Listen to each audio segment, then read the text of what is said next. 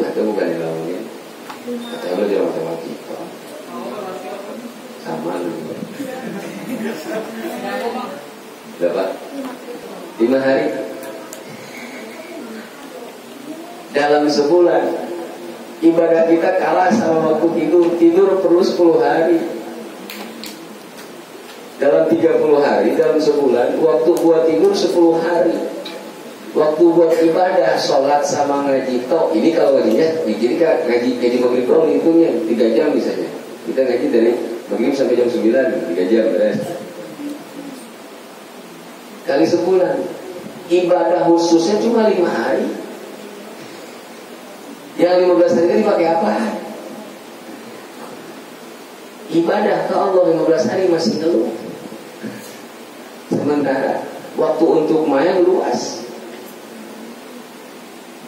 So, kira-kira pantas kan disebut. Kita disebut seimbang dunia akhirat. Masih kalah waktu ibadah ke Allah dengan waktu tidur. Main di sekolah berapa jam sekolah? Itu sekolah berapa jam? Hah? Di sekolah berapa jam? Masuk jam 7 pulang?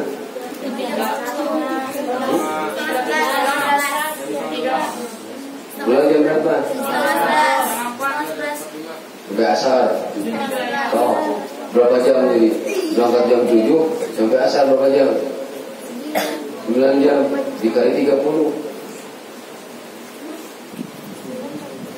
Sehari 9 jam. Berarti dalam sebulan berapa jam? Kali 26 kan? Sekolah bukan? Ya kan? 24 kali 24 hari kan sekolah sebulan. 5 hari kan sekolah mana? 1 minggu libur. Ya. Jadi kali 24 hari 9 kali 24 berapa? 12.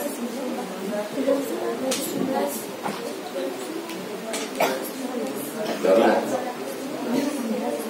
Hitung atau 9 tinggal hitung aja. 9 jam dikali 24 hari berapa? 216 jam dibagi 24.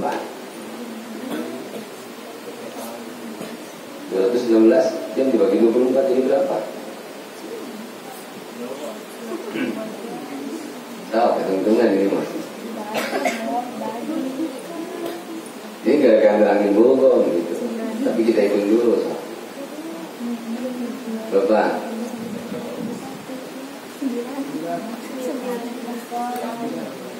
Dalam sebulan ya, untuk tidur membutuhkan 10 hari per bulannya. Untuk tidur doang. Untuk sholat, ibadah agama, ibadah khusus, agama khusus dalam sebulan cuma perlu 5 hari per bulan. Sekolah umum tadi berapa? 216 dibagi 24 jadi berapa? 9 hari perlu per bulan. 10 tambah 5 berapa? 15 tambah 9 berapa? 20. Terus yang 6 hari lagi kemana? Lebih banyak waktu main dalam sebulan, buang-buang waktu. Lebih banyak ibadahnya 6 hari per bulan. Masih ngeluh ngaji. Waktu kamu lebih dihabiskan di bangku sekolah daripada untuk ibadah di hadapan Allah. Dalam sebulan, kalau pola tidurnya 8 jam sehari, dalam sebulan habis waktu sebulan 10 hari itu, waktu 10 hari dalam sebulan untuk tidur doang. Untuk ibadah, kalau sholatnya 10 menit sekali sholatnya, tadi itu sholatnya 10 menit ditambah ngaji, tapi nggak semua ngaji. Kalau tanpa ngaji berapa? Nggak nyampe 2 hari. Ibadah tok ke Allah khusus tuh kan masih ngeluh. Iya, ibadah agama cuma perlu 5 hari dalam sebulan, kita masih ngeluh ngaji. Kesitu. Gimana akal sehat kita maksudnya? Sementara dalam hati keinginan pengen disayang sama Allah, pengen digolongkan ke kemana? Digolongkan ke kemana? Hah? Apa? Biasa banyak mikir. Yang di sekolah nggak ada prestasi, dengan dia masih bengong sama aja. Puas. Tuh lihat itu sono. Masih pantas nggak ngeluh waktu ngaji? Masih pantas nggak ngeluh waktu ibadah? Nggak pantas. Itu kan kita diajarin matematika. Lebih banyak waktu main, kalau mau tuh komplit ibadah. Belajar di sekolah dengan ngaji harusnya seimbang. Itu disebut dunia akhirat. Ilmu umumnya tetap seimbang. Ilmu umumnya berapa? Ilmu agama juga harus sama. Itu disebut balance dunia akhirat.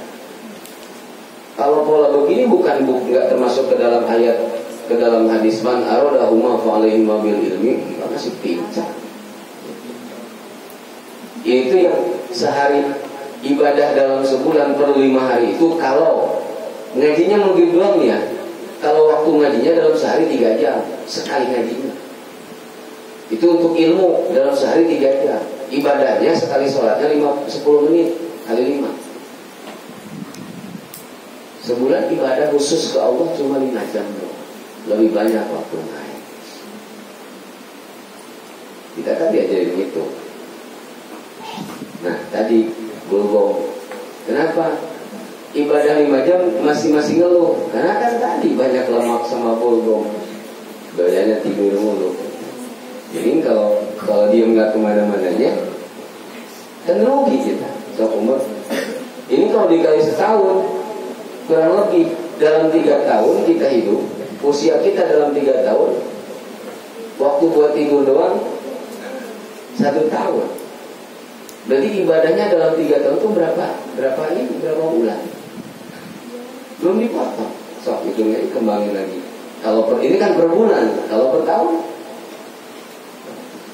itu sekarang kamu dari usia balik sampai sekarang kelihatan. Lanjut. Oke, kita di sini dikasih tahu watori taklil akli. Semua bersumber daripada dahak dan bulgom. Apa bulgom dan rutubat, dahak dan lemak. Jadi penyebab malas. Wakilah dan dikatakan. Oh ya. Watori taklil akli dan akli dan bermula cara menyedikitkan makan. At-ta'amulu yaitu pertama harus merenungkan, memikirkan.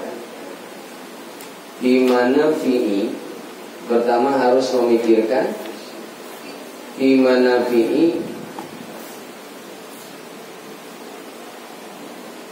dalam kemanfaatan illatil aqli, menyedikitkan dalam kemanfaatan sedikitnya makan.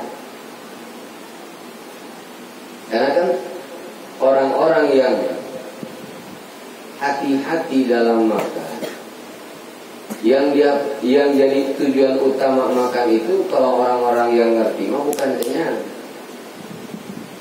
tapi tujuan makan adalah menyerap energi dari makanan tersebut.